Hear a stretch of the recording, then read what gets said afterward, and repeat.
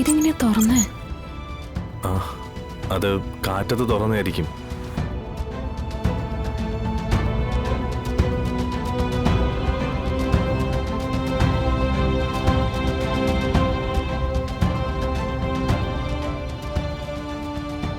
ശാലിനി,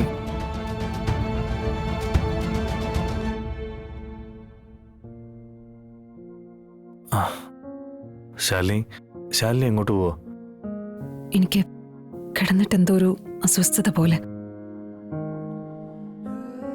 ശാലിനി നിക്ക്. ശാലിനിക്ക് ഇതൊട്ടും ഉൾക്കൊള്ളാൻ പറ്റിയില്ലെന്ന് എനിക്ക് മനസ്സിലായി. കുട്ടികളുടെ നിർബന്ധം അതുകൊണ്ട് മാത്രമാ ഇങ്ങനെയൊക്കെ സംഭവിച്ചു പോകുന്നത്. ഞാൻ കുറച്ചുകൂടി അക്കാര്യത്തിൽ ശ്രദ്ധിക്കേണ്ടതായിരുന്നു അല്ലേ? എന്തായാലും ശിവൻ ഇവിടെ തന്നെ കിടന്നോളൂ, ഞാൻ സോഫയിൽ കിടന്നോളാം. അയ്യോ, അത് വേണ്ട. സോഫയിൽ കിടക്കേണ്ടത് ഞാനല്ലേ?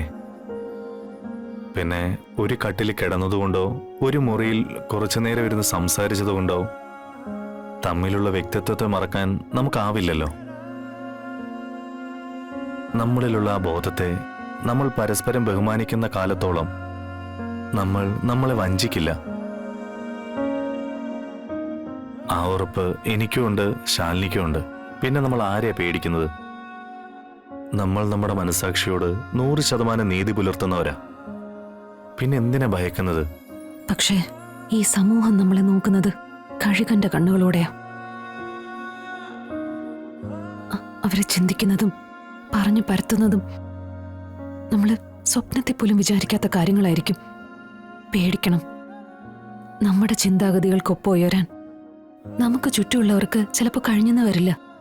അങ്ങനെ പേടിച്ചൊളിക്കാൻ പോയാ അതിനെ നേരം കാണൂ. നമുക്കറിയാലോ നമ്മളെ. നമ്മുടെ ചിന്തകൾക്ക് നമ്മളെക്കാൾ മാന്യതയുള്ള കാലത്തോളം നമുക്കൊരാളെയും പേടിക്കാതെ കഴിയാൻ പറ്റും.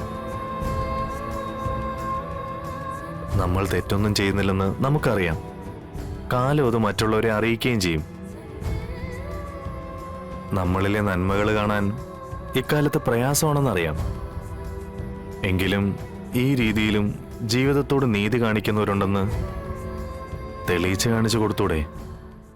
എത്രയോ പേര് സൗഹൃദമെന്ന പവിത്രമായ ബന്ധത്തെ മാനിച്ച് പരസ്പരം മനസ്സിലാക്കി ഒറ്റ മുറിയിൽ ഒരുമിച്ച് കഴിയുന്നു. അവർക്കിടയിൽ അവര് തീർത്തൊരു അതിരുണ്ട്. പരസ്പരം അവരുടെ മനസാക്ഷിക്ക് മുമ്പിൽ ഒപ്പിട്ടൊരു നിയന്ത്രണ രേഖ.